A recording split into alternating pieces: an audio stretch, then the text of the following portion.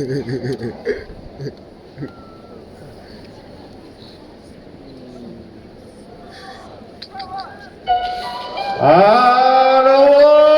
Canada! Please welcome to the stage, Trevor!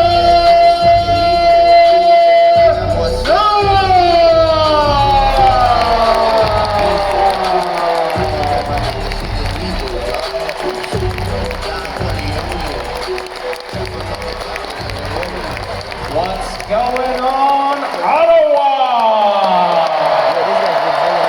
Bienvenue! Welcome to the show. Thank you for coming out. Thank you so much for coming out and making it feel like the in feels like out. Who set the temperature in this room? Is this a Canadian thing? Is this just how you guys roll? This shit is freezing. 21. Backstage trembling. I told the guy, I was like, oh, this is cold. He's like, oh yeah, no, it gets much colder than this. I was like, so?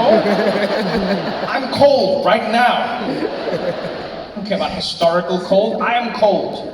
Can they warm it up, maybe? No, I don't know. Well, yeah, we'll shiver together. Thanks for coming out. Give it up for Josh Johnson one more time, please, everybody. Vince August, very funny friend of mine. Here we are, together in Canada.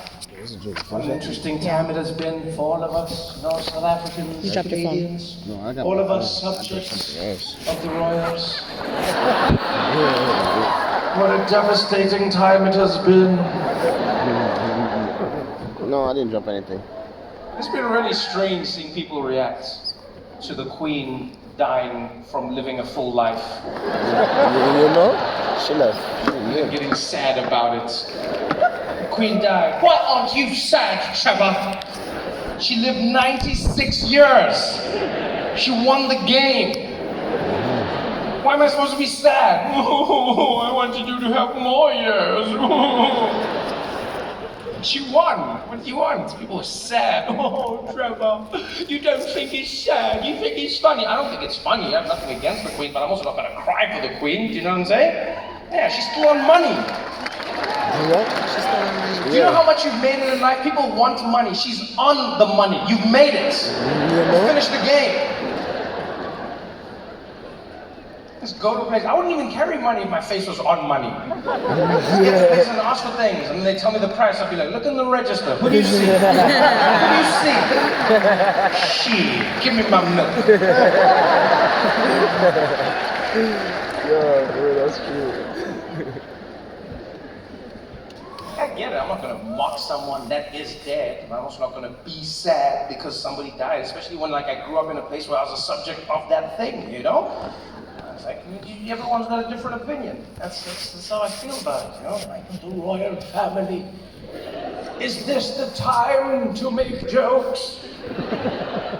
Yeah. So, how can you say this about somebody who's died? That's the best time to say things about somebody, because they died. I wish I lived in a world where more people would do that. Like, here, do me a favor, also. Like, right, you know what? When I die, talk all the shit about me. When I'm alive, say nice things. How about that? Huh? I don't care what you say about me. I'm dead. I'm gone. We make it sound like someone's crying and like, oh, say good things about me. No, you're gone, you know? You'd be like us, but you see people dancing on her grave all over the world. You see these people just dancing on the Queen's grave. And that's what graves are for. That's why they made them flat. Yeah, there were many ways you could design a grave, right? The Egyptians didn't want anybody dancing on their grave. They put it deep underground in a pyramid. And you slide off that shit, you try to climb on it. And then at some point, someone was like, you know what? I had beef with that individual, and I would love to be able to dance on their dead body. Someone said, why don't we make them flat? I like this idea. We make it really flat. We put a name stone so you know who it is. When you go there, you can dance on their grave. They could have made it a slant, you know, they could have made it vertical, but they made it flat for a reason. Dance. I will make my grave very danceable. Come and dance on it if you ever had beef with me. Enjoy yourself. Why would the people think? Yeah, because like the royal family, you know, British Empire did some shitty things around the world. You know, so obviously the people are gonna be like, we're not that happy. You're gonna dance in your grave, you know? I mean, if there's one thing you should be happy about as like the royal family, is like all the people who would be dancing on the Queen's grave are fantastic dancers, you know? Yeah. All the people the Queen oppressed, fantastic dancers. All the Africans are there like, Irish are like, all right, we're up next. There you go, Queenie. How do you like that, Queenie? How do you like that, Elizabeth? Take that. Indians come in, now it's our turn.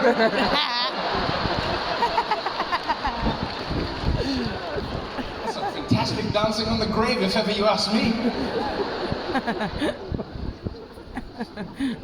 So silly, you should be crying. Queen won the game. Imagine that, they buried her, they even had the crown on the coffin. Crown that has the diamonds that they took from Africa. And they want the Africans to cry. Why don't you cry? We're crying for our diamond, huh?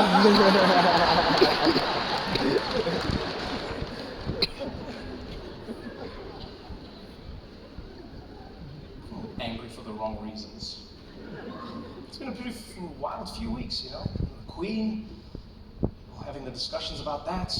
Little Mermaid, oh, that was contentious. Little Mermaid, I've never seen people get so angry. The Little Mermaid is black! They made her black! Grown men, angry. You are 40-something years old, sir. Do you not have anything better to do? The Little Mermaid! I'm not gonna watch that movie! You shouldn't be watching any kids' movies! What are you doing? Who are you? This has ruined my childhood! What? People are saying the most ridiculous things. One of my favorite lines people said was, they said, the Little Mermaid has been changed. She looks nothing like the original. Nothing? The fish hut, nothing?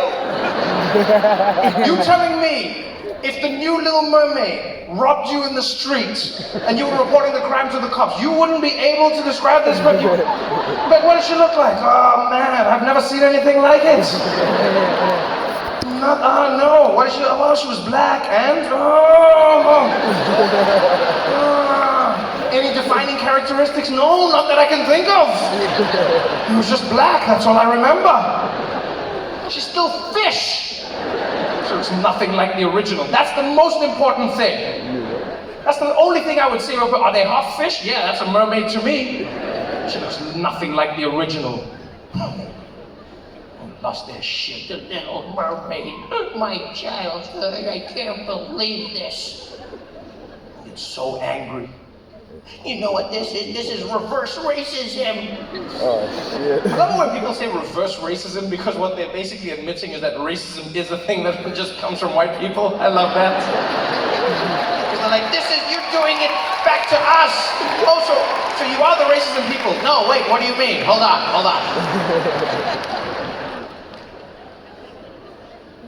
You realize you can still watch the original. I don't understand why people get that angry. They make it seem like the Little Mermaid is gone. You can still watch the original. That's what I do, right? Yeah. I like some James Bond more than other James Bonds. I just watch the James Bonds I like. I don't complain about the other ones. I'm not there angry. It's not the same. It's so angry. Just watch the one that you want. It's still there. You should go on Disney, watch the original Little Mermaid. It's not like Mickey's gonna jump out of the screen and slap you like, ooh, that's racist! It's still there. I'm gonna get angry for nothing. And then there's always the predictable twist, you know? People are like, well, how would you feel, Trevor?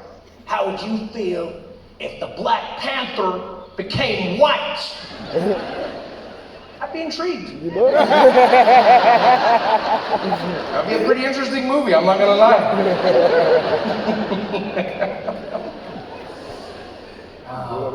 I'm just happy that people are fighting again. This is good. Yeah, it's nice to see things coming back, you know? People getting back to everything that doesn't really matter. That's good. I like that. I like that. It's been a wonderful journey for us as well. This is basically the end of the tour in Canada. It's been a long journey, you know, many places around the world.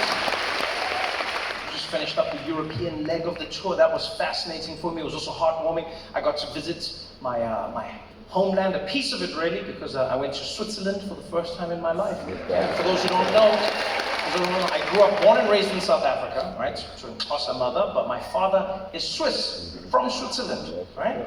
And so, yeah, it was crazy for me because like I grew up in this world and here I am with my family, and then I always knew there's a part of my family from another place and I'd never gone there, right? Because my mother's black and then my father was white, and so I was is white, it's not like he changed. And so, yeah, no, because when you say was, that's past tense, like he's now, you know, either dead or no longer white, which is funny, yeah. I came home one day and he was just like, Daddy, you did it!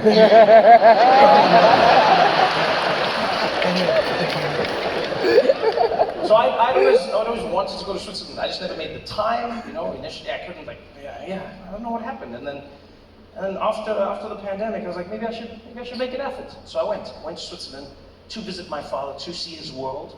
And it was life-changing. Just connecting with a part of myself, you know. It was, because I'll be honest with you, I spent many years of my life feeling like my father didn't really love me, you know. And now I realize he's just Swiss. Like, they're all like this. It's like they're not the most effusive people. It's a beautiful place, though. You know, an interesting country. Got all their different languages. You know, some parts they speak French, and then in other parts they speak Italian. Other parts they speak German. That's where my dad is from. And then, like collectively, like most of the country, they all speak money. And my dad like took me around the German parts, and it was cool. I thought I was going to surprise him. I learned a bit of German before I came on the trip. You know, I was like, I'm gonna surprise him, speak a lot of German to him. He's gonna be. I thought I had it all planned in my head. I was gonna get to his house, I was gonna knock on the door. You know, he'd open the door, and he'd be like, Trevor, and I'd be like, Papa, ich spreche Deutsch. And he's gonna be like, oh, ich liebe dich. I was gonna start dancing. It didn't go down like that. I got to the door. He was happy. Opened it. He was like, Trevor. I was like, ich spreche Deutsch. He was like, don't do that. Don't do that. Don't. What is that? Don't do it. Learn the language for nothing. Not for nothing. I mean, obviously I can speak German. The only downside I learned when I went to Germany is that when I speak German, I tend to sound like Hitler. Yeah, this is a weird side effect of how I pronounce certain words, apparently. The Duolingo owl never told me. I'm fairly fluent, I pronounce words well, but my inflections have a certain adult quality to them. And I learned this in Germany. I was visiting some extended family, right? And we're going around in the streets having a great time, and one day my friend Rolf, he looks over at me, he's like, Trevor, he's like, you know, today we should go down into the city center in Köln, yeah? And I want you to have a traditional German meal, okay? I was like, yeah, Rolf, that sounds amazing. Where are we going? He's like, have you heard of Subway?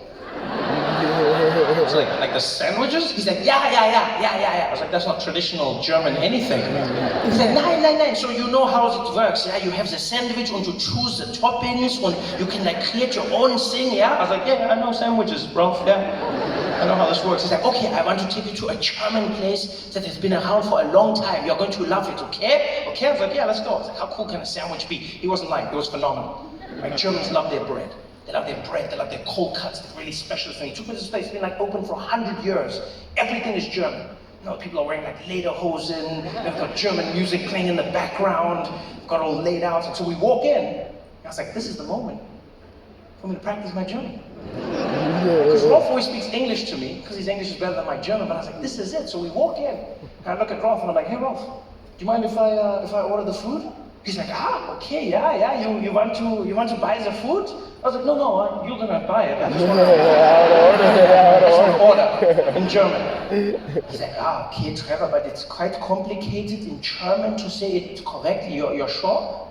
So what do you mean, quite complicated? You don't think I can do this? He's like, no, you can do it, but you know, maybe, yeah, you can try. I don't like it when people challenge me. I was like, I got this, Rolf. Puffed my chest, maybe a little too much. Walked up to the counter. The woman was really friendly, by the way. She's just standing, a little smile on her face. She's like, Guten Tag, kann ich dich helfen? I was like, Guten Tag! Ich bin ein kleiner Boten haben, bitteschön! Das schwarze Boten mit der Käse und der Schinken, bitteschön! Und gib für mich ein Pepsi-Cola, danke!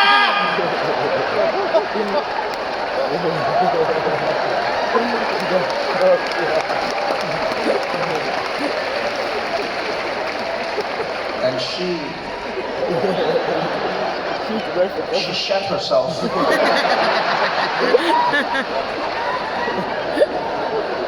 I'll never forget the look in that woman's face. She stared at me, petrified, and she was like, der schwarze Hitler! Which means the black Hitler. I was devastated. Rolf thought it was hilarious. The whole drive home, he could have said like, oh my God, oh, der schwarze Hitler. Trevor, can you imagine if Hitler was black?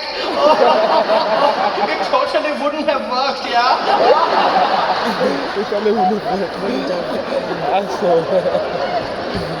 Rolf, it's not that funny, man.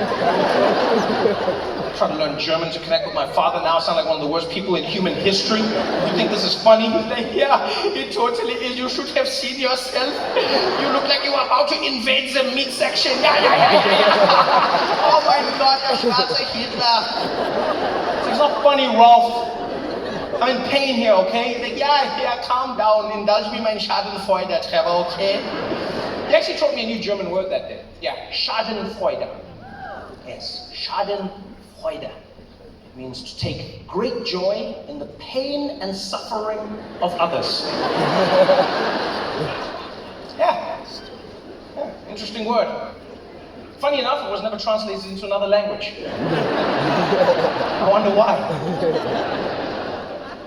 It's rare for English as well, because many English words come from German, but clearly not that one, yeah? If you want to say Schadenfreude, you have to say Schadenfreude. There is no English version of that word. Like when they were building the English language, they're taking all the words, and the Germans were like, would you like this word? Schadenfreude?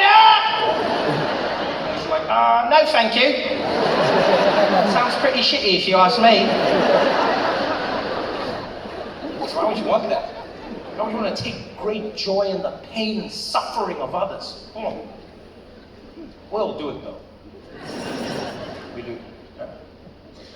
It's not as bad as it sounds. We'll do it. We'll have Schadenfreude in our lives. Yeah. Like when you experience this when you're driving on the highway, you're just cruising along, and you look at the opposite side, the traffic is packed up. Just got that little thing inside you and you I made the right choices in life, huh? That's Schadenfreude. That's what that is. That's Schadenfreude. You know when you experience Schadenfreude is when you're on social media, right? And then you see like a picture of that person who broke your heart in high school, and you see what they look like now. You're like, that's the joy. That's Schadenfreude. Let's take great joy in the pain and suffering of others. I feel like that's all the world became in the pandemic. Just everyone happy that everyone was having a shit time.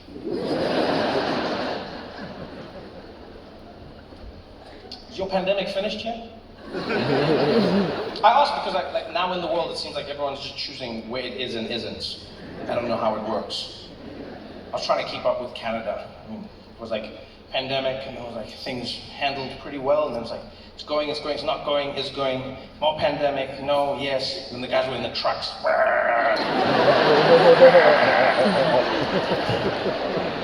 Angry Canadians are adorable.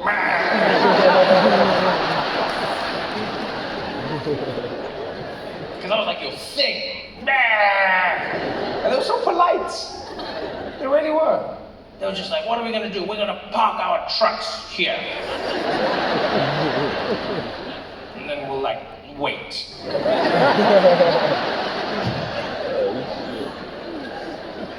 In America, protesters got angry. They tried to burn down the Capitol. Canadian truck drivers were like, we're gonna honk our horn only during the day. People can sleep. Yo, for real though. It's adorable. It really was. I don't know. Is the pandemic finished? Is it not? I feel like nobody knows anymore. Nobody knows. Sometimes I wonder if it's like finished. Is this like just a lull before it gets worse? Is this the end for us? I always wonder if the dinosaurs felt like this. Like, did they know when the extinction was coming? Were there any signs? Huh? Was there a dinosaur that warned them all? Was just like, there's an asteroid coming! There's an asteroid coming! Other dinosaurs are like, I don't believe in asteroids! They're not real! That rock slammed into the earth. Dust cloud covered everything.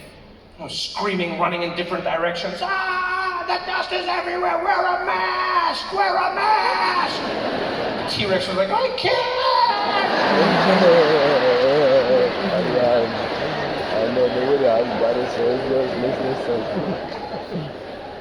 What a ridiculous fight that became. People politicized masks. I can't believe it. Huh? Became like an identifier. I remember someone asked me one day, they were like, Trevor, are you pro-mask or anti-mask? I was like, neither. I'm a sane human being. It's a tool. I'm not going to identify with the tool. Are you pro-mask or anti-mask? What does that mean? I use it when I use it, and then I don't when I don't. You know? Are you pro-hammer or anti-hammer? Depends. Is there a nail? What does that mean? People really made it part of their identity. I was walking through the streets one day in New York City, right? Walking through the streets outside by myself. This random woman comes running past me. She's wearing a mask. She goes jogging past me, and she clearly recognizes me, and she's like, wear a mask, Trevor! And she's gone. Just carried on jogging. You know, and then she's running off. I'm trying to defend myself. I'm like, actually, they've shown statistically that when you're outdoors, the transmission of the virus. I wanted to chase her so badly, but you can't be chasing a white lady in America. Too much afro for that. I've been drive-by Karen. I can't do anything about it. Everyone identified with it. It became like people's thing, you know? You pro-mask or anti-mask. People were proud of their mask. They wear it on their elbow. Yeah, see, I have it, yeah. And the people who were so completely against it. This is our liberties being destroyed. They're taking away our freedom. These things are killing people. You can't breathe with these things on. You can't breathe. Huh? No. How do doctors do it? What? Doctors wear the mask for decades, right? Do surgeries, 36 hours a day, they wear the mask. How come they're not dying? What? Doctors, how do they do it? I don't have health care. I don't know what that is.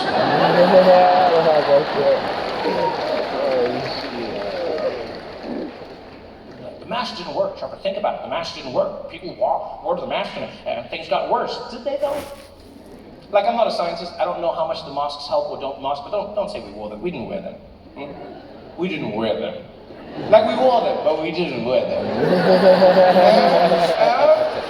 Oh, that our own little technique. I was like, I wear the mask, but I like a little cleavage. Well, hello, coronavirus. That's not wearing the mask. You can't not wear the thing properly and then complain. It's like people being like, condoms don't work. And it's like, well, how do you wear them? Well, I cut the tip off so it's more comfortable. These goddamn things are useless. Oh, come on, kids, come on, let's get home. Come on.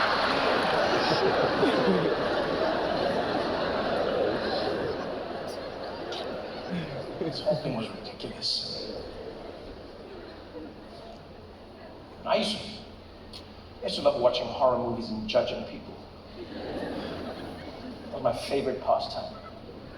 I used to love nothing more than watching a scary movie and then judging the actions of the people in the film. Because most of the time, they would make such stupid decisions that I would sit there like, you should die. I never understand the decisions people make, you know? Like whenever someone's being chased, You know, there's always like the guy with the mask, the knife, just walking along. Someone will be chased and they'll run to their car. And they try when they got the keys and like, like, what are you doing? What are you doing? The person's got a knife. You're chased by somebody with a knife. When you get to your car, don't try to get inside. That's a waste of time. You just get to the car and you just run around to the other side. Oh, they go that way, you just go this way. That way, you just go this way. I can do this shit all night.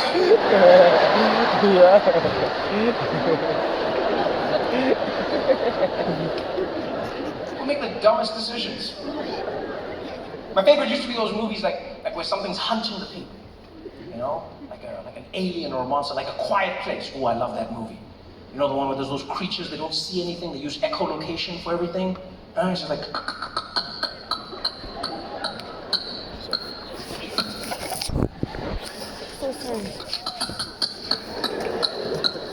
There's always the people hiding in like a shed.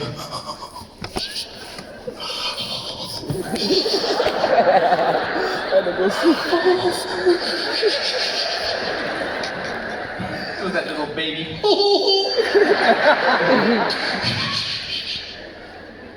The monster can never find them.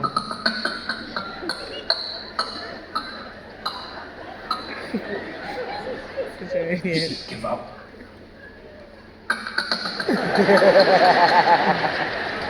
And as it's about to leave, as it's going, as it's moving away, there'll always be one idiot. One idiot who's like, I can't take this anymore! They jump out, come get me! Ah! Pwah! Dead. I'm always like, what were you doing? You deserve to die. No, because I couldn't get it. I was like, why don't you just stay inside? All you have to do is wait, right? There was danger. Just wait. If you wait inside long enough, the danger will subside and you're going to be fine. Why would you leave? I didn't get it. And then the pandemic happened, and I was like, oh.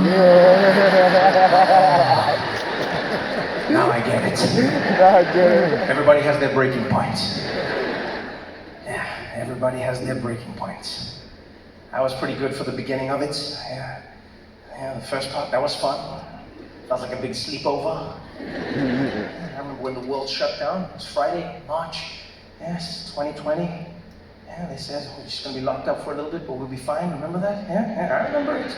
I was like, 21, I can do this, we can do this, we're going to be chill. It's just a few weeks. We can all do a few weeks. Yeah, get a little bubble, my friends. Yeah. A little super confidence.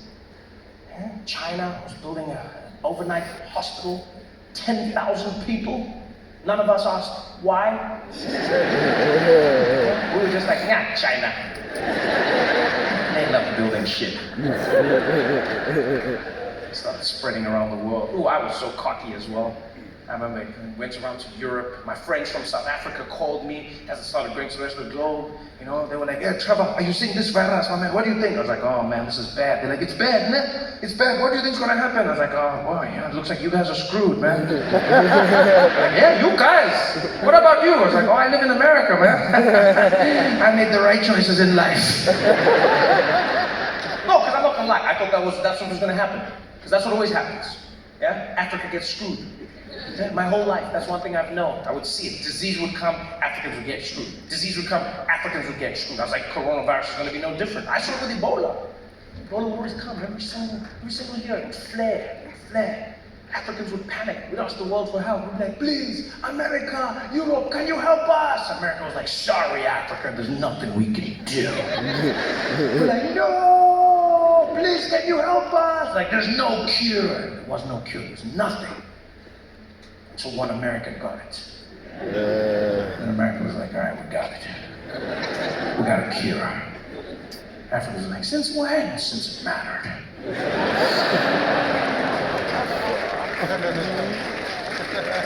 I thought we were screwed. You know? So this thing was just going to ravage the entire continent. The worst part about Africa was, when I was growing up, I noticed not only did shit things happen to us as a continent, but then we would get blamed for the shit things. You know, like Ebola would get really bad. And I'd watch news broadcasts, like the BBC, and they'd be reporting people dead behind them. They'd be like, I'm here in West Africa, Sarah, as you can see behind me, countless Africans are losing their lives to this Ebola virus. Many in the Western world are asking if they don't have themselves to blame. Unfortunately, they do not seem to be following basic protocols of safety. They do not seem to understand many of the measures implemented by the World Health Organization, and it seems like they have only brought this upon themselves. Michael Davis, BBC, back to you in the studio. And I was like, no, did we do this to ourselves? Why, Africa, why? Why do we like kissing monkeys? Why?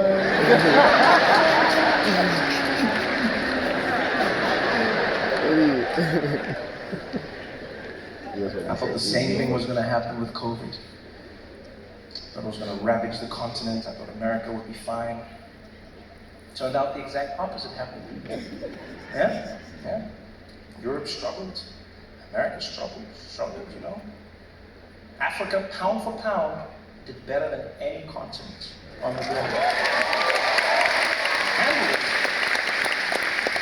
You know what the crazy thing was? They didn't give Africa any credit. Yeah, they made it seem like it was a mistake. No one was like, yo, Africa, you kicked ass. No, the articles on the news were just like, how did Africa escape the coronavirus? They're like, why didn't Corona attack Africa? They were sitting like, come on, Corona, what's wrong with you? Huh? Everyone was on TV, all the experts, they were like, I think it's because, you know, the Africans are generally people who spend a lot of time outside and maybe coronavirus doesn't affect them, you know, they don't have houses, these people, you know. The population is generally very young, yeah, you know, coronavirus doesn't hit young people. People are like, yeah, it could be the temperature, Africa's very hot and COVID cannot stand the heat. You're like, COVID's a white person? What is happening here?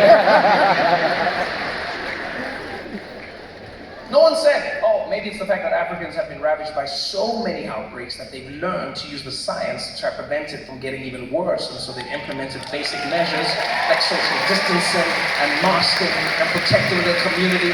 No, we didn't get that. We didn't get that at all. That's why the world is lucky that Africans aren't spiteful people. Yeah, because there was no news anchor, not even one African news anchor who rubbed it in Europe and America's face. Not even one. There could have been one who was an asshole. That would have been great. It's like coming on the news, 8 p.m. It's like, din, din, din, din. Welcome to the African News Network. We are covering the coronavirus pandemic that is ravaging the Western world, with many Caucasian people meeting their end. It is devastating, but many African scientists have been asking if these people are not to blame for their own misdeeds. Many of them have been completely ignoring the warnings of the World Health Organization. They do not understand social distancing, and in fact, some of them had to be taught how to wash their own hands. Savages. Despite the severity of this disease, many of them are even refusing to wear a mask on their face, saying, quote, I cannot breathe with this thing covering my face. A syndrome commonly known as bitch-ass lungs disease. Back to you in the studio, Jimbo. Yeah, that was The coronavirus pandemic. It really did so many things. Destroyed the economy. Made us all miss everybody in our lives. Exposed how many idiots we're friends with. I had no clue. Half my friends, complete morons. Yes. Every single one of them graduated from the University of Facebook. All with opinions and expert ideas. Everyone knew what it was. Everyone knew how to beat it. Everyone had their theories. The conspiracies were the worst. I feel like the quality of the conspiracies were terrible as well. Yeah, because I like good conspiracy theories. I mean, good being the key word. I think a conspiracy theory has to be an idea that's grounded in reality. Something that makes you think. What's happening? That's a good conspiracy theory.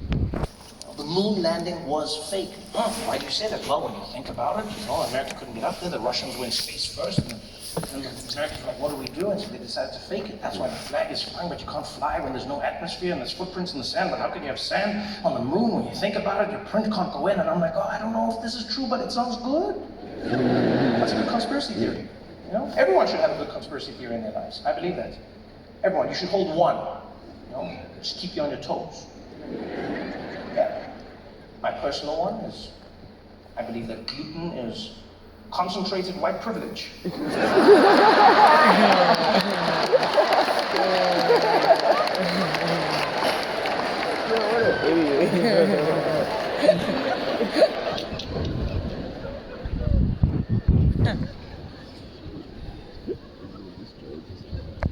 The conspiracy theories during the pandemic were so stupid. They came up with all these things. The government is doing this. Which government? All of it. They're doing this to control us, Trevor. They're doing this to control us. What do you mean they're doing this to control? Let me ask you this question. What do you think? What do you think gives the government more control? You waking up every day, going to work, getting your money, and then buying shit that you don't actually need, and then getting into debt to buy more shit that you don't need, so then you have to go back to work, do the thing you don't actually like, to get more money to pay for the debt for the thing you got that you don't actually need. You need more money to pay for another thing that you get that you don't actually need, so you go back to the job and do the same thing for the thing that you don't actually. Do you think that gives them more control? Or maybe the other one? You think the other one gives them more control? Just people sitting at home, getting free cash? Just thinking about life? Yeah? You think that gives the government more? You think the government enjoyed that part? Just people sitting at home like, how come a weekend's only 2 days?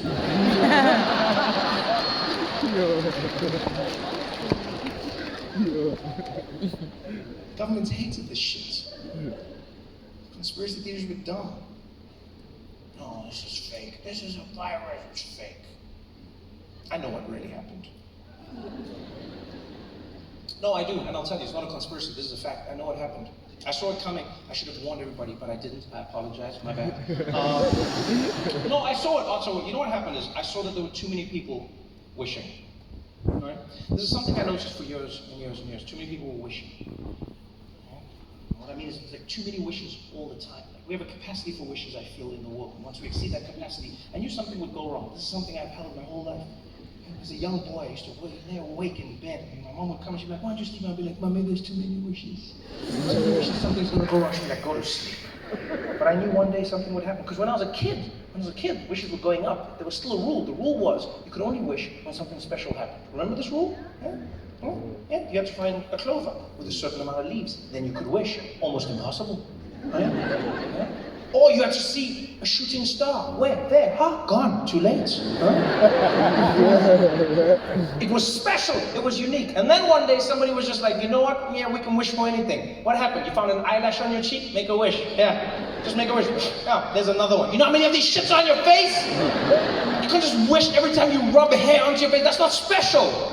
People did it for everything. The time. 11:11. Make a wish. That's every day.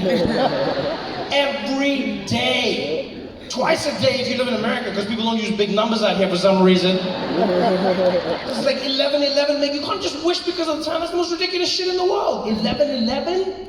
People just wish. Everyone just started wishing. Wishing. Even rappers, they were just like, I wish a nigga would. Who? How? What? I knew something bad would happen, and it did. It was coronavirus. All the wishes came together at the same time, and that's how we got it. Yeah, that's how we got COVID. All the wishes at the same time. You may not agree with me, but it's true. Think about it. You got everything you wished for. That's what COVID is. Right? It's just you weren't specific enough, and we wished too much. Yeah. Every one of us was rubbing that lamp. At the beginning of 2020, wishing away. How many people were rubbing that lamp like, oh yeah, oh man, I wish I didn't have to go into the office every day.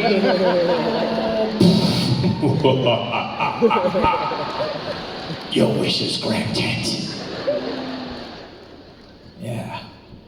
You wished not to go into the office every day. You forgot to wish that the office wouldn't come home with you. Now you were stuck in your house on Zoom every single waking moment. There was no wasting time like you could in real life, meeting to meeting. You couldn't even get there late. Huh? Just you staring into that camera, not blinking. Yeah, I'm here.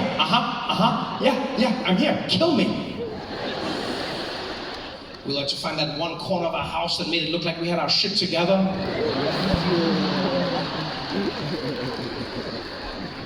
Praying that the truth didn't creep into the background.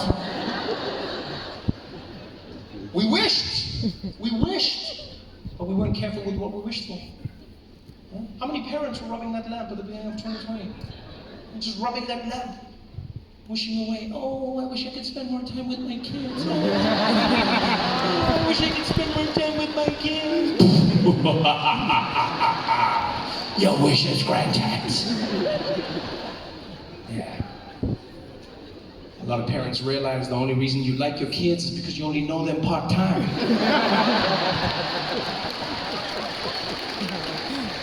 You see them in the morning, send them to school a little bit at night, that seems great. And then when they were there with you every single moment of every single day, suddenly you realized how dumb they were. You had to do their homework with them. Why don't you understand this?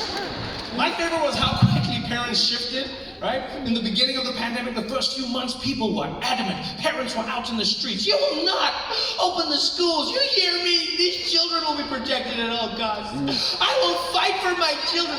That nothing will open until this virus is totally gone. Totally gone! 9 months later. All of a sudden, those same parents were there. When are you opening the schools? You can't keep these kids inside the home. They gotta get back. I don't care if there's still a virus. They gotta get back. I can't be with them the whole day. Who am I, their mother? They gotta get back out there. And the kids are like, but mommy, there's a new variant. It's like, look, Jimmy, either your lungs are gonna make it or they ain't, okay? At some point, you're gonna have to see what you're made of. Now get on out there and do something, all right? If Simba could do it, so could you. Hakuna Matata. Everybody wished. They weren't precise enough. How many couples out there were wishing? Rubbing that lamp at the beginning of 2020, looking into each other's eyes. It's like, girl, I wish I could spend all day with you. I wish I was locked up in a room with you, girl. I wish I threw away the key to the things I would do to you. Oh yeah. I wish it was you and me all by ourselves. The things I would do to you. What would you do? What would you do? I would. Your wish is granted. A lot of couples realized a few things about relationships during the pandemic. We realize that love may be unconditional, but like has a time limit.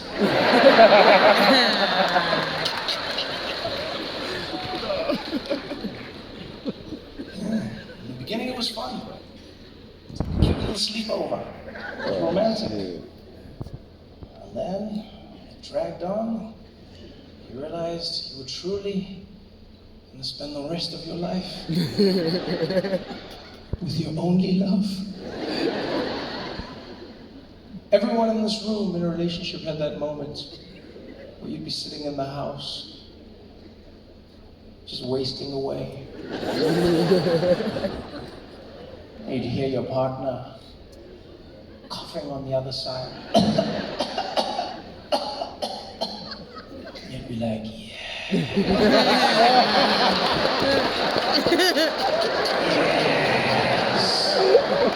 Oh, take her now, Jesus. Oh, take them now, Lord. If it's their time, it's their time. Let thy will be done. I could use the extra office space.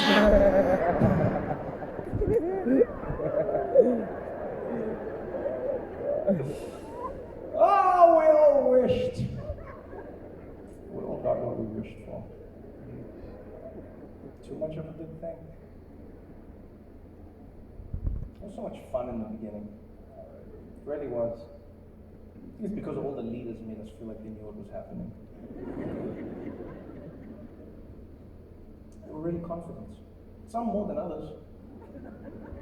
Some were almost cocky. Yeah, I remember like Boris Johnson, he was prime minister. He didn't give a shit. He was in a hospital hugging people while the pandemic was raging. Journalists were asking, like, Prime Minister Johnson, do you think it's appropriate for you to be hugging people while there's a pandemic? He's like, okay, President, this is not a pandemic. Everybody needs to calm down. This is fine. This is not a bad disease. Everybody needs to relax. You've got to relax. This is absolutely, it's fine. I'm going to cut, nothing's closing. We're not shutting anything down. This is Boris. We're not, excuse me. He's gone, chill, having fun. America's president, oh, he was even more cocky. Donald J. Trump, he came out there, he was like, folks,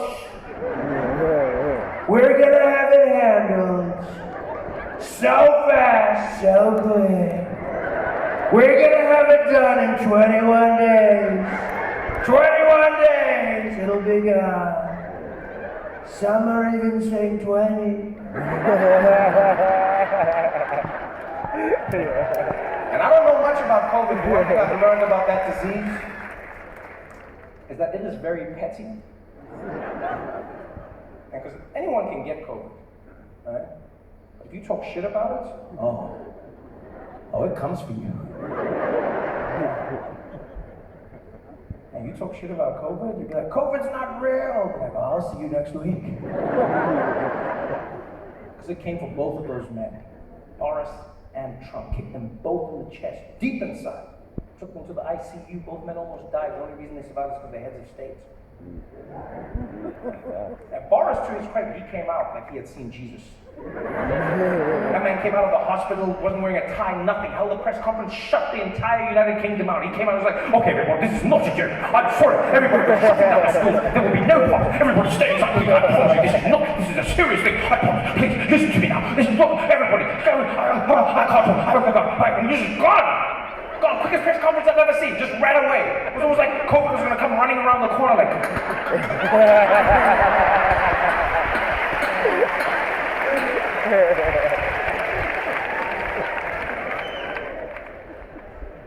Trump didn't give a shit. The man was so stubborn, he really almost made him die. He came out of the hospital, right? Couldn't speak, but held a press conference. He just walked out and I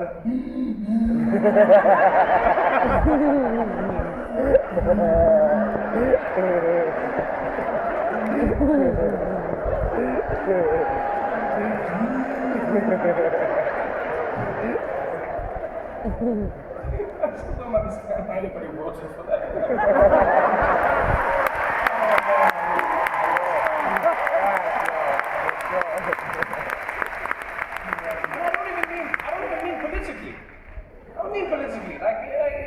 I get it, especially in America itself. It's only two political parties. You want certain things, you have to go with one party. I get that part, right? But even if you're a Republican, even if you're like, there's like 15 other people you could have chosen, Donald Trump? I don't get it. And then what I don't get is how people voted for him and then were disappointed by who he was when he won. Like, they were actually shocked. They're like, I voted for him, but I can't believe what he's doing. You can't believe what he's doing? Yeah, I didn't think that he would. You didn't think he would what? Be himself? Yeah, I thought that somehow he would what? Magically change? Yeah, I'm just surprised. You can't be surprised. Donald Trump is the least surprising human being that has ever existed. He's the most consistently crazy being I've ever come across in my life. Ever. Like he's a cliched villain. He's like a cartoon villain. The hair, the face, the vibe. Like, he looks like he should be in an episode of Scooby-Doo. That's how he looks. Standing there like one of the suspects. It wouldn't even be a hard crime to solve. They'd be like, who do you think it is, Scoob? He'd be like, it's not me, I'll tell you that much. I didn't do anything. They'd be like, I'm innocent, so innocent. It's that guy.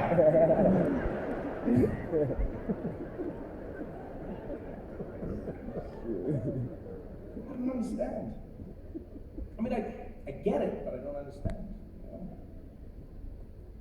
And what I get like, in the United States of America, people vote based on how weird someone's voice is. I know it seems strange, but it's true. Right? There's a weird trend. If you want to be president of the United States, all you need to do is have a strange speaking voice, and you win. Yeah, that's all you need. It's not about the policies, it's not about what you say. No one actually listens. You you come out with a normal voice and it's like, hi everybody, I'd like to run to like, boom. You have a weird voice, you're in. I know it's weird for you because Canadians are like, but I don't understand, do they not read first? No. It's just based on the voice. You can go back as far as you want. As far as you want. There was no president who has had a normal speaking voice. None. None of them. They all sound weird. From the first moment, like we recorded them, they just had strange voice. Like go like all of them. Like JFK. Huh? He didn't speak normally. There's that thing with that voice where he's just like, that's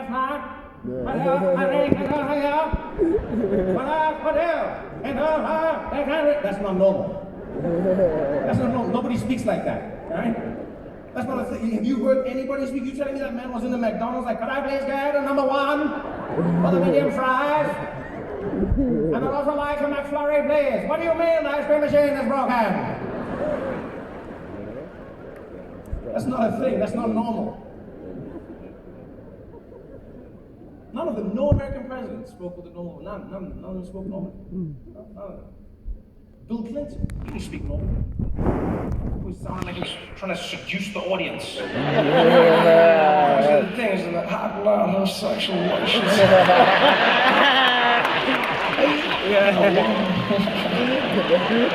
It's not normal, what are you doing? None of them spoke normally, none. Huh? George Bush, he didn't speak normally. It was that weird chuckling thing with his face, you know? We're like, oh, we're gonna find the people that did this. We're gonna bomb a totally different country. Fool me once. He didn't talk normal. None of them. Barack Obama, he didn't speak normally. No, he always sounded like his voice was buffering. As Americans. Tried to get a faster internet. That's not normal. None of them. Joe Biden, right now, he doesn't speak normally. Does that weird mumbling thing just in the middle of a sentence. I ask people to go shopping stream here. Come on, man. One core problems get on pushing time and it's fine as Negro. You know what I mean? Come on, man. Come on. Hey. That's not normal. But Donald Trump is the most not normal of all. His voice is so, like it has no rhyme or reason, there's no patterns. Do you know how hard it was to figure where to put the volume on my TV when he was giving a speech? Like every time he was giving a speech, I didn't know where to put the volume on my TV. I didn't, because normally you just set the volume, you hear the person speak, and that's that. With Donald Trump, I had to ride it like a DJ, just like the whole time, making sure it was at the right levels, because you wouldn't know. He wouldn't even do it at like the right places. You know, he'd just be giving a speech like, I think as this country grows and it grows, we're the Americans, so many, so big, so strong. I've got to find a way. Find a way.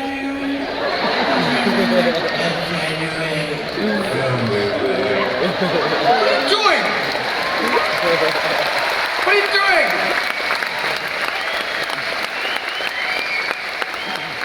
You know what Trump's voice reminded me of? Trump's voice always reminded me of like, did you ever watch porn as a kid? Like whenever I watched porn as a kid, like the volume was always all over the place, right? I don't know why they do that. And the reason I noticed is because I would try and watch porn in the house, but I didn't want my mom to hear that I was watching, right? But I also wanted to hear what was going on. And it was weird for me because I didn't really have access to porn. You know, it's not like these days. Like now there's porn anywhere, everywhere. It was like a plethora of porn. Too much porn, if you ask me. You know? I don't have anything against porn, but I think you shouldn't just have like endless porn. Porn should be like a special thing. Like the internet should just like surprise you. So now it's just like porn. You literally can just type porn, and it just comes up, and you go in, and you can, and then there's just like pages and pages of anything you want, any category, anal. You just jump in, you can't just jump into anal. gonna be like your birthday or something, you know? Shit. When I was young, porn was special. You didn't know when it would come into your life. Someone would find a magazine under their uncle's couch. It'd be like a weird VHS cassette that would pop up at school. I remember in South Africa, we had porn that would play on national television maybe 3 times a year. Yeah, on national television. It was free, but you didn't know when it was going to be on. And the way it worked was random, right? At night, the porn would come on. So we used to have these little TV guides. You probably remember them, right? A little book that they gave to your house, and then it would tell you what was going to play at what time, and you'd read the book, and you'd know what was going to happen. And then they would have like a movie at 8 o'clock, and so there'd be like Face Off, 8 p.m., and then after that, it would be like 10 p.m., it'd be like the news, and then after that, it would be like sports or something random, and then at midnight, we just have to be announced. That could mean anything. It could mean a repeat of the movie. It could mean more sports. But sometimes, 3 times a year, it would be porn. Oh, teenage Trevor would wait for that part. I would sit there every single weekend. I'd be watching TV with my mom as well, and she'd fall asleep in the movie. She always fell asleep whenever it was action. Boom, boom, boom. She'd be like, and the movie would end. I'd be like, Mom, you have to go to sleep. And she'd be like, what? I'd be like, yeah, you're sleeping. Go to sleep. She'd be like, okay, are you going to sleep? I'd be like, yeah, no, I'm just going to chill for a bit. Just, you know. She'd be like, oh, okay. She'd be like, don't stay up too late. I'd be like, yeah, no, unless something keeps me up. I love you, bye. And my mom would go to sleep. And her room was right here. The house was tiny. I'd sit there, and it would just be me and the TV. And I'm like, please. Oh, please be announced. And I knew it was game time because there'd always be an age restriction that would come on. Like midnight, and it would like 21. And the voice would be like, please note, the following program is not suitable for children under the age of 21. All adolescents must now leave the room.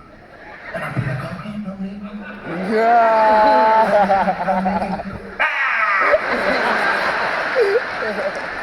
Kidding me, I've been waiting for this my whole life. I would sit on that couch, my pimples would be oozing. Every hormone, like, yeah! And the porn would start. And the thing that would get me is whoever designed Trump's voice clearly designed the sound in porn because the volume was never at the right place. It was never at the right place. Right? You'd start the thing. It would always start on. Oh, it starts on the next. What? What did they say? What? I'll be like, no, more volume. I need to hear what they're saying. The dialogue is the most important part. I need to know. The dialogue, yeah. No, I need to know. How did the plumber get to be in this living room? You know? More volume. No, maximum volume.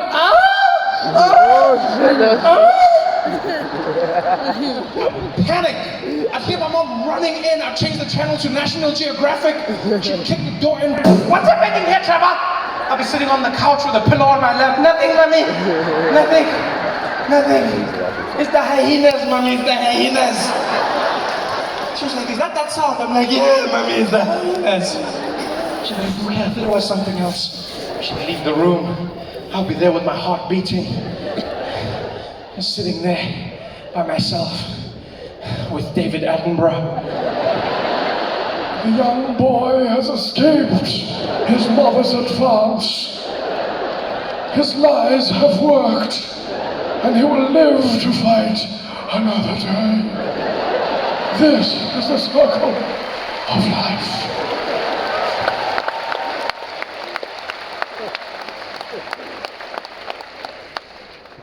The world of porn.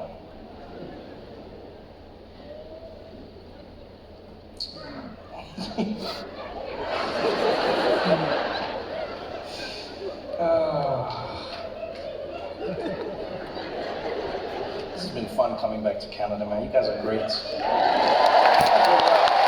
a different vibe out here, you know?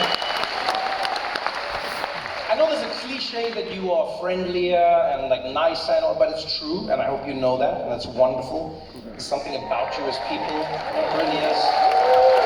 And it doesn't mean you're not real human beings, but it doesn't feel like you are. In a good way, in a good way. You seem quaint and jolly. I always like talking to Canadians about Canadian issues. Interesting. See like what you guys consider news or like something bad. Like your biggest stories that like go on for weeks. It's like a Tuesday in America. Literally, it's like you guys will be like, wow, this happened, and America will be like, yes, every day, that happens every day. See, with like your scandals, with like your, you know, whenever Justin Trudeau is in trouble, so the Canadian news will be like, Justin Trudeau, oh, did you see what he did this time? And then whenever I read about the scandal, I'll be like, oh, all right. I mean, I guess. I'm just saying, like, when you look at America's scandals, you know, when you look at, like, the United States of America, like, literally, the border, you just cross over and you see their scandal. Like, when they have a scandal there, it's like, oh, yeah, this guy, he tried to take over the Capitol. Yeah, this guy tried to stage a coup. That's what he did. And Justin Trudeau's like, what did he do? He didn't sign the form properly.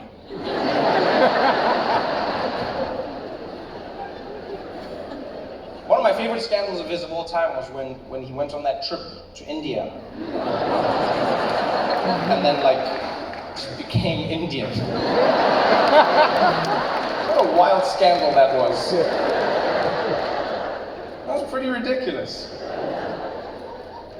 It was interesting, like, watching it on the news. Like, Justin Trudeau, he got on a plane, he, like, waved and left Canada. He was wearing a suit.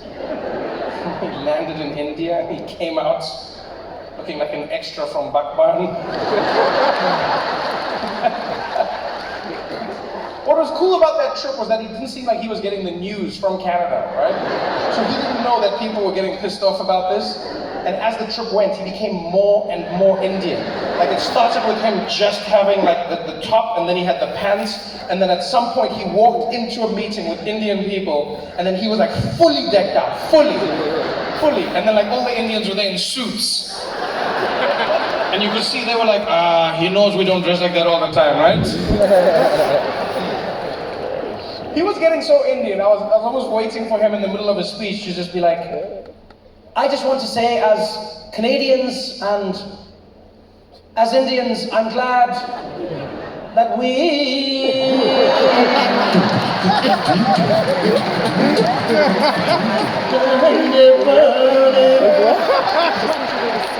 I was waiting.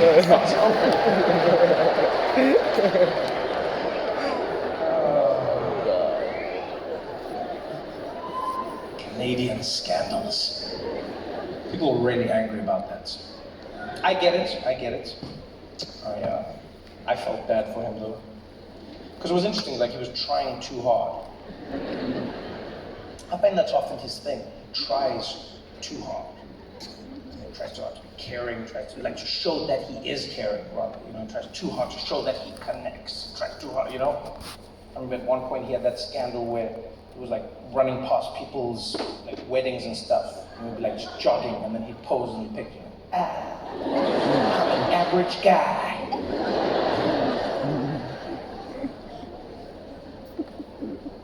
His thing. I got it though. I got it because I've gotten into trouble, you know, in a similar way. I too have Trudeau, is what I'm saying.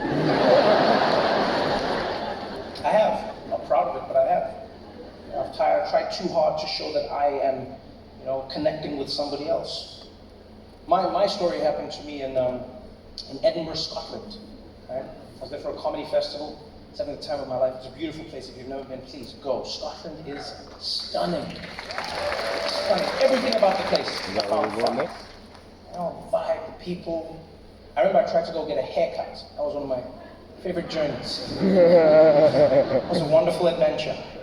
I walked into a barber shop, right? And it was so cool. Like I walked in, And it was almost like a scene in like a western, you know, like as the door closed, like ding ding ding ding, and it was like and I looked at one of the barbers and I said, "Excuse me, hi, can I book an appointment for a haircut?" And he was like, "For that?" You see the terror in this man's eyes. And I said, "Yeah, can you cut black hair?" And he was like, "I don't know, I never tried." It's so adorable. Like everyone, I don't know what it is, just like the Scottish have this thing about them, especially in Edinburgh, because in like Glasgow they're a little harder, you know what I mean? It's like, "Arr," but then Edinburgh has like, they've got like they're Scottish, but they're really soft about it. So like, they've got this thing, and they love the fact that everything's old out there. Oh, they brag about it everywhere. They're so proud to tell you how old Scotland is. You know, they'd be like, "Look at this bridge. How old do you think it is? 300 years old. Look at that church over there. 500 years old. Meet my son, 800 years old. He looks 6. Aye, Scottish workmanship."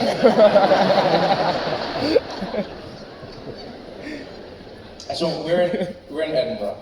And I'm with some of my friends who come from all parts of the world, but most of them come from the UK, right? So from London and the surrounds. And every night we would go out for dinner together. And we have a simple thing that we do as friends, it's fun. Whenever we're going out for dinner, we don't discuss where we'll go. One person chooses, and then that's what we do. And so whenever I get to choose where we're going to eat, I choose Indian food, right? That's my rule. I think Indian food is the best cuisine in the world. Hands down, you don't agree with me, I'll meet you in the parking lot, we can fight. I don't think there's anything better. I love Indian food, right? And the reason I love Indian food is not by chance. I grew up in South Africa. A lot of people don't know this, but South Africa has one of the largest populations of Indian people outside of India. Yeah, one of the largest populations. In fact, when I was growing up, we had the largest population of Indian people outside of India. The largest. Yeah, so if India blew up, we were India. It was that close. And so I grew up surrounded by Indian people, surrounded by Indian culture. I fell in love with Indian food. Happened to me at school. I was 7 years old, and I met a boy by the name of Thiessen Pillai, a little Indian boy. And him and I were best friends, because we had so much in common. Right? He liked running, I liked running. So,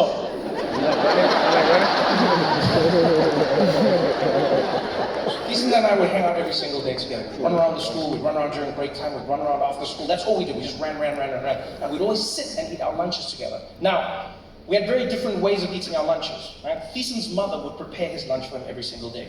My mother didn't do that, right? Because she couldn't cook. She tried once, and I was like, "Don't ever do this again. This is child abuse, I beg you." So she would give me money to buy food at the tuck shop. That's what we call like the cafeteria, right? So we'd eat our food at the tuck shop. So I would buy the food. And Thiessen would always get his food, and he would have this little lunchbox. And his mom would prepare these little sandwiches that had curry inside them. You cut the little triangles into the bread, and every single day, Thiessen would have the curry sandwiches. And I know it was every single day, because every single day, he would sit there, he would open his lunch tin, he would unwrap the sandwich, and he'd look inside the bread, and then he'd scream at the top of his lungs. He'd be like, "Curry! Damn it, mommy!" Every day. Every day, this is what Thiessen. Every day, he'd sit there, he'd open the lunch tin, he'd look inside and be like, "Curry! Damn it, mommy!" Every day. I'm talking months. We would sit there. It became like my favorite part of a TV show. We'd sit down, I'd have my stuff. I wouldn't open it because I wouldn't want to miss the moment. I'd just sit there watching him, and he'd open it and unwrap the sandwich, and then as he'd get there, I'd even mouth it with him. He'd be like, "Got it!" And I'd be like, "Damn it, mommy!" Every single day. Every single day. And finally one day, I couldn't help myself. And I looked over and I was like, Thiessen. And he said, "What, Trevor?" I said, "Thiessen, you know it's going to be curry every day, right?" And he said, "What?" I said, "Yeah, every day you open the sandwich and every day you get surprised. But it's always going to be curry," he said. why do you still get angry? And then he was like, hey Trevor, it's not that I'm surprised, man. I'm just disappointed, right? Because every day my mom makes the curry, right? But then the problem is, I get home, we eat curry at night, right? And then what happens is, she takes that curry, then she puts it in my food, and that becomes the food that I have the next day. So it's the leftover curry, that's what we're gonna have for lunch. Then when I go home, we have curry, then at night I know which curry I'm gonna have the next day. She put it in the same, then night there's a curry, then in the morning, got another curry, and then at some point, look, I know I'm Indian, but it's too much, man. Like, I wish I could eat something else. You know, they say variety is the spice of life, not just curry. I was like, well, is it that bad? He said, I don't even know anymore. I lost perspectives. I lost perspective. Do you want it? I'd never eaten it at this point. So I was like, yeah, okay, I'll try it. I took the sandwich. I put it in my mouth. And you know, Ottawa, there are moments in your life that change the course of how you will live. Seminal moments that define who you will become. This was one of those moments for me. I put that curry sandwich in my mouth, and my taste buds discovered their purpose that day. I will never forget, I tasted that curry, and I was like, this is life. What I ate, I was like, this is amazing. And he was like, why don't you eat it? And so I did. Yeah, we made a deal, in fact. Made a deal, right? We made an exchange. I've always wanted to have a home-cooked meal. This is something I never really had. My mom wasn't a great cook, and that was fine. She was a wonderful mother, wasn't a great cook, right? Thiessen just wanted something different, and so we made a deal. Every day, I gave him my money, the tuck shop, and he gave me his curry. And if we were best friends before, we became soulmates. I don't think you understand. Every single day was a joy because I got the home-cooked meal, my heart was full, and he was in heaven because as an Indian person, he just got to start a business, so he was living. It was perfect. And so that's me. That's how I grew up loving curry, right? So fast forward many decades to Edinburgh, Scotland. I'm with my friends, and we're going out for curry. And I found an authentic Indian place in the middle of Edinburgh. And I mean authentic, right? When I look for an Indian place, I look for a real Indian place, right? I try to make sure that's the right balance of everything, right? Too many white people, not authentic enough. You get what I'm saying? That's me. I'm always trying to find that balance. So I found this little Indian spot, and we go to it with my friends, and we walk in, and this place was fully Indian. I was so excited. Walk in the door, everything was Indian. People eating were Indian, cooks in the back were Indian. You know, that Indian gods lined up, Ganesha, everything was Indian. Music was Indian. We sat down, it wasn't fancy, it was full on Indian. And I was like, this is it. I'm home. And the waiter was coming over, walked over a few menus and walked off. And my friend started looking at the menu and I was like, guys, don't worry, I'll order for everyone. And my friend Steve, he was like, oh, Trevor, if you don't mind, I'll just order for myself, thank you. I said, no, I do mind, Steve. This is my day. I choose the food. He's like, well, actually, you choose the cuisine, but we can all choose our own food, can't we? I was like, no, Steve.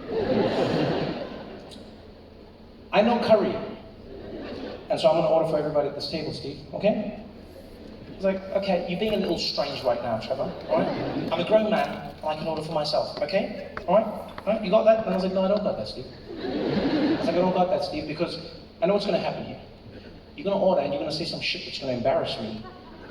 And that's not something I need in my life. Because here's the thing. I don't want to fight, Oswald. I'm not trying to fight, right?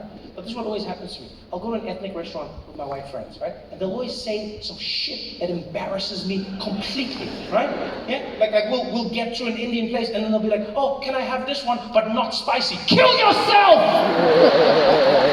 You're going to have the curry not spicy. That's the whole point of curry. You don't want the curry without the spice. You go to a sushi restaurant and ask them for them to boil the fish? You savage. You want to have it not spicy. Are you kidding me? Your forefathers sailed the planet, killed people for this spice. Now you don't want it? Not spicy. It's like, yo, you're gonna let me order the food, okay? He's like, well, why, Trevor? What do you mean I'll embarrass you? I was like, because you're gonna embarrass me. You're gonna say some shit that I don't like. He's like, why? Because I'm white. I was like, yes, because you're white, Steve. I didn't want to say it, but you did.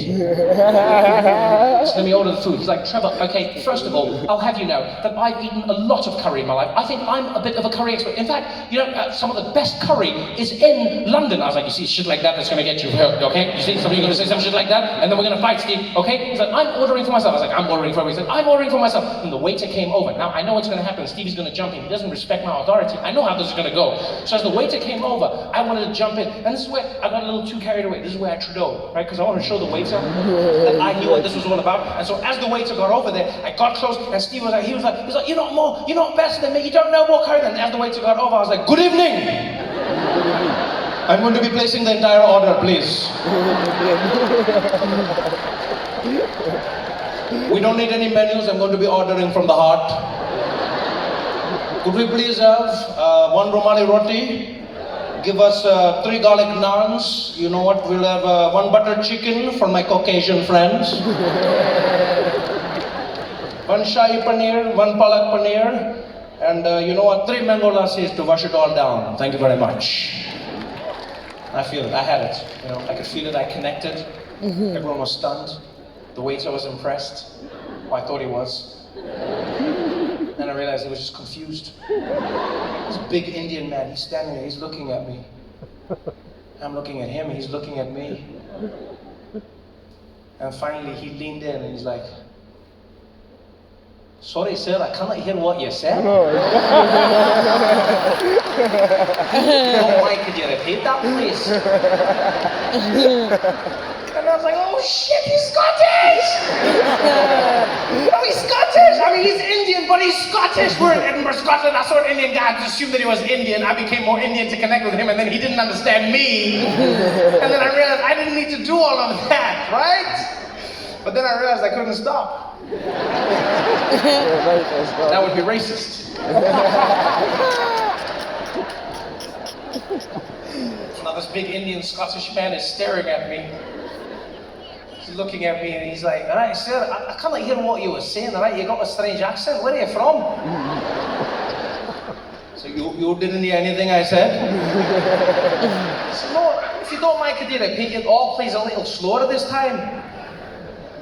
I was like, yes, I can do it a little. You know what? I don't need to order for everybody. The table can order for themselves. I think everybody can order for themselves. Yeah? You want to go ahead? Steve was like, I wish I could, but I don't want to embarrass myself. I think it's better if Trevor orders. He's more culturally sensitive. Please, Trevor, go ahead. So no, don't worry. Anybody can order. We are all equal here. You can order. No, but what if I make a mistake? What if I really mess things up? I said, doesn't matter. We are all friends here. We're all friends. Nobody's going to judge anybody. In fact, nobody's going to mention anything that happened here after today. Okay? We're all going to move on. But you go ahead, Steve. You can always say, oh no, but I'm so afraid. Because I'm white. You see, I might not understand. I might embarrass myself. I was like, no, you just order. Just order. He's like, oh, I was like, order, bastard! Just order. The waiter was like, hey, right. He said, excuse me, fellas, there's no need to fight amongst yourself. Ladies, relax. Like, clearly your friend's a little uncomfortable. Just order for them. Yes, it's totally uncomfortable.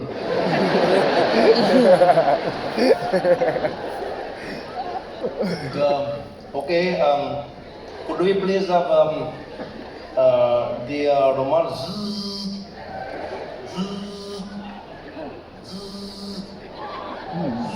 Like,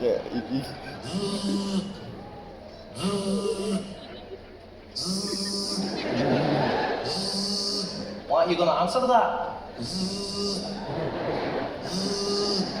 No, they can call me back later.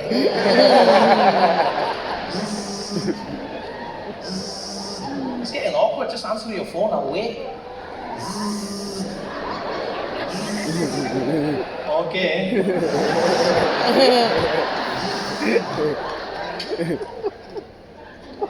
Hello?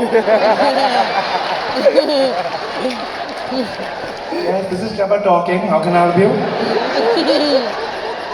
Yes, no, the one and the same, yes. Yeah, no, there is nothing wrong with my phone. Can you get to the point, please? I can't talk for too long right now. Yeah, no, there is nothing wrong. I've always sounded like this. Can you tell me what you need? No, I've not been kidnapped, no. No, you do not need to call the police. Can you just tell me what you need? Yeah, and I think I know my voice also, okay? Yeah, but I've been me my whole life. Maybe I know. Okay, fine. Okay, I'll talk to you later, mommy. Bye-bye.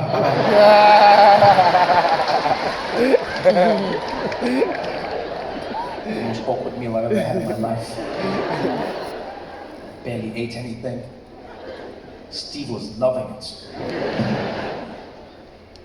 Whole meal, he was like, what do you call this one, Trevor? Am I saying it right? We're finally leaving. Everyone walks out the restaurant. I'm the last to leave. As I push the door, the waiter behind me, he's like, have a good night, ladies. Thanks for coming. Yeah. I was like, oh, thank you. He's like, hey, before you go, excuse me, aren't you Trevor Noah?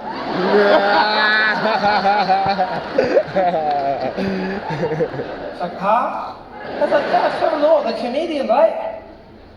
I'm like, yeah. Why do you ask? He's like, oh, because I got you, Trevor! I totally got you, Trevor!